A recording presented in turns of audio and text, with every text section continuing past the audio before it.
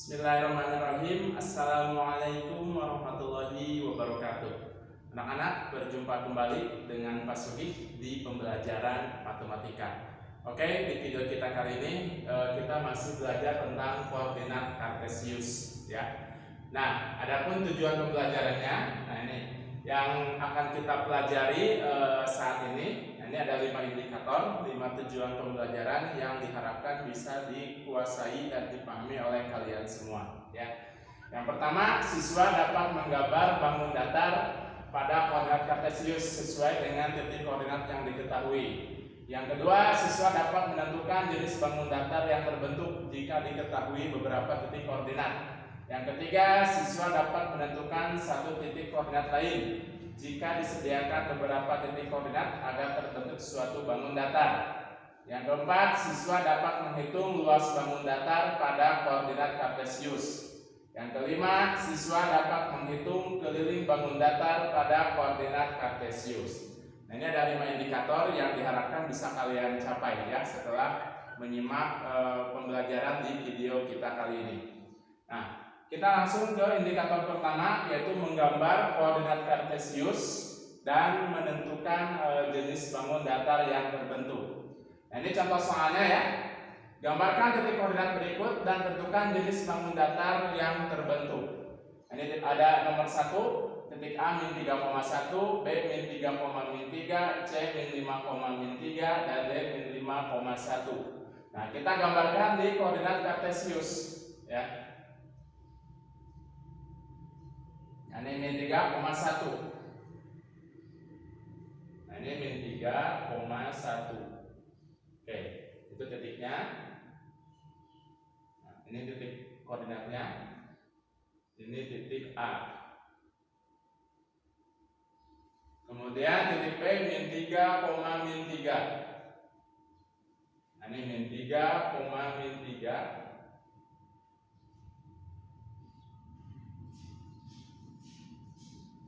Oke, ini titik B. Berikutnya yang C min 5,3. Nah, min 5,3. Nah, ini titik C min 5,3 ya. Kemudian titik D min 5,1. Nah, ini min 5,1.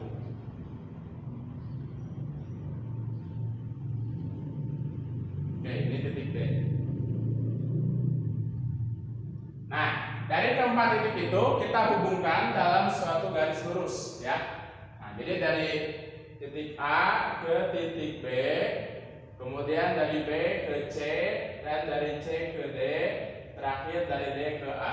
Nah, setelah kita hubungkan dengan sebuah garis ABCD itu membentuk persegi panjang ya. Nah, ini. Jadi jawabannya yang terbentuk adalah persegi panjang. Oke. Nah, itu yang nomor 1. Sekarang yang nomor 2. P 2,2, Q 4,3, R 6,2, dan S 4,4. Nah, caranya sama, kita gambarkan dulu ya seperti nomor 1 di koordinat kartesius. P 2,2. Nah, ini 2,2 titik P. Kemudian titik Q 4,3. Nah, titik Q 4,3.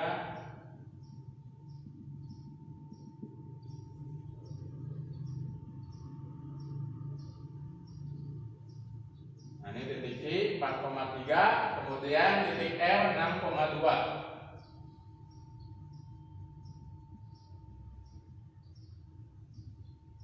Nah, ini 6,2 titik R, dan terakhir titik S 4,4. 4,4. Ini titik S. Kemudian kita hubungkan ya. Kita hubungkan dengan suatu garis lurus dari P ke Q. Nah, ini garisnya miring ya. Kemudian dari Q ke R. Dilanjut dari R ke S dan terakhir dari S ke P, ya. Nah, ini yang terbentuk adalah gambar dari layang-layang, ya.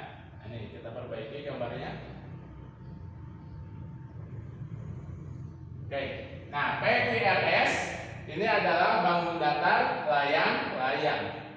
Nah, itu bangun datar yang terbentuk, ya. Nah, seperti itu cara menggambar bangun datar ataupun menentukan jenis bangun datar yang terbentuk jika disediakan atau jika diketahui beberapa buah titik koordinat. Nanti variasi bangun datarnya banyak, ya. Kita ingat lagi jenis-jenis bangun datar itu kan ada persegi, ya. Diingat kembali, ada persegi, kemudian ada trapesium, kemudian ada jajar genjang, lalu ada belah ketupat. Nah, ini mengingat kembali jenis-jenis bangun datar yang kalian pelajari di kelas 7. Kemudian ada juga segitiga, ya. Dan segitiga ini jenisnya banyak. Ada siku-siku, kemudian ada segitiga tumpul juga, ada segitiga lancip. Nah, ini berdasarkan sudutnya. Kalau berdasarkan sisinya ada sama kaki, kemudian sama sisi, dan sembarang, ya. Nah, ini mengingat lagi jenis-jenis bangun datar yang sudah dipelajari di kelas 7, ya, ataupun di SD juga kalian sudah belajar. Nanti soal-soal yang tersaji bisa persegi, trapesium, jajar genjang, belah ketupat, segitiga, dan ini segitiga jenisnya banyak, ya. Nah, ini contoh menggambar dan menentukan jenis bangun datar. Oke, berikutnya, nah ini menentukan titik lain, koordinat titik lain, ya. Nah, ini contoh soalnya. Diketahui KLMN adalah sebuah persegi. Nah, ini sebuah persegi dengan K min 1,1, L min 1,4, dan M min 4,4. Tentukan koordinat titik N. Jadi di sini kan persegi 4 titik, yang diketahuinya 3 titik. Kalian tentukan satu koordinat titik lain supaya terbentuk persegi, ya. Nah, caranya kita gambarkan juga titik K min 1,1. Nah, ini min 1,1.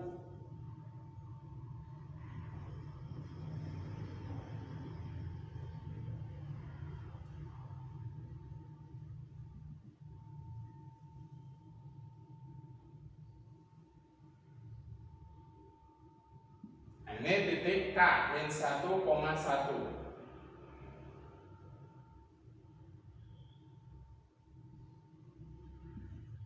Kemudian titik L min 1,4.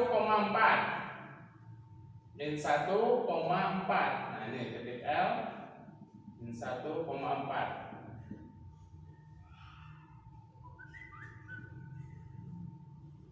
Berikutnya titik M min 4,4. Min 4, nah ini X min 4, Y-nya 4, ya. Min 4,4. KLM. Tinggal tentukan satu titik lain, ya. Nah, kita gambarkan dulu, kita hubungkan dulu tadi titik K, titik L, dan titik M. Nah, sebelum kita menentukan, ya mungkin ini ada yang bisa langsung, ya, itu tergantung imajinasi dan daya terawang kalian atau daya tilik ruang kalian. Ada yang bisa langsung menentukan titik koordinat lain. Nah, ini Bapak proseskan dulu, ya, caranya dari K ke L, lalu dari L ke M. Nah, satu titik lain supaya terbentuk persegi. Kita ingat kalau persegi itu sisinya sama, ya. Nah, ini kalau persegi itu sisinya sama, berarti panjang dan lebarnya harus sama. Nah, ini panjangnya dari K ke L. Kita hitung kotaknya 1, 2, 3, 3 kotak. Begitupun yang dari L ke M, 1, 2, 3, 3 kotak. Maka ini otomatis, nah ke sini ya, lalu ke sini. Nah ini kalau kita hubungkan, sama-sama 3 kotak. Ini 1, 2, 3, kemudian ini 1, 2, 3. Dan ini adalah titik N. Nah, titik N koordinatnya itu adalah min 4,1. Perhatikan ini titik N, X-nya min 4 dan Y-nya 1. Jadi min 4,1. Jadi jawabannya titik N itu min 4,1. Kemudian contoh yang kedua. Nah, diketahui EFGH sebuah trapesium sama kaki. Nah, trapesium sama kaki, kalau sama kaki berarti ada dua sisi yang panjangnya sama, yaitu kaki-kakinya atau yang sisi miringnya. Dengan E 2,1. Nah, kita gambarkan 2,1 titik E. Nah, ini titik E 2,1, kemudian F 5,1. Titik F 5,1. Lalu titik G 6,-3. Nah, 6,-3.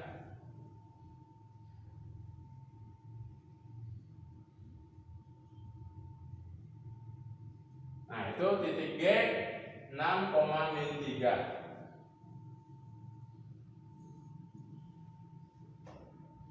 Kemudian tinggal tentukan satu titik koordinat lain, ya. Menentukan satu titik koordinat lain supaya terbentuk trapesium sama kaki. Kita hubungkan juga ini dari E ke F, lalu dari F ke G. Nah, ini dihubungkan. Nah, kemudian titik koordinat lain supaya terbentuk trapesium sama kaki. Perhatikan dari F ke G. Nah, dari F ke G ini kalau jarak relatifnya ini bedanya satu kotak, ya. Nah, ini dari F, ini kan lurusan titik F ke G. Maka dari E juga ke titik berikutnya, ya, yaitu menentukan titik H juga sama satu kotak. Karena kan trapesium sama kaki. Kalau trapesium sama kaki berarti harus seimbang, ya. Jadi harus sama panjangnya. Nah, maka kalau kita hubungkan, nah ini satu garis lagi ke sini supaya terbentuk trapesium sama kaki. Lalu ini kita hubungkan. Dan ini kita ingat ini tingginya, ya, tinggi dari trapesium. Nah, kemudian kita peroleh ini titik H.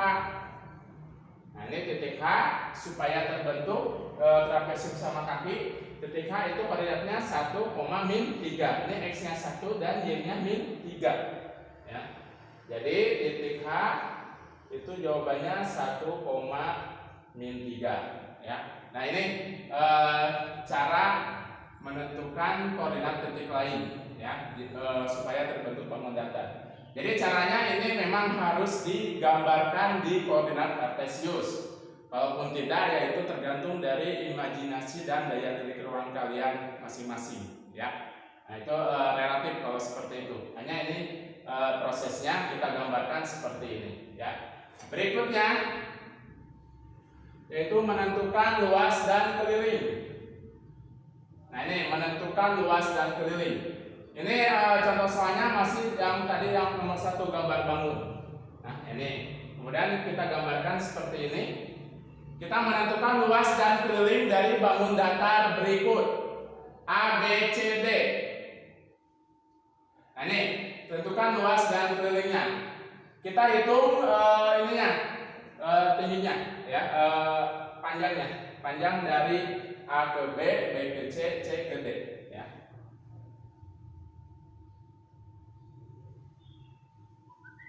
Oke.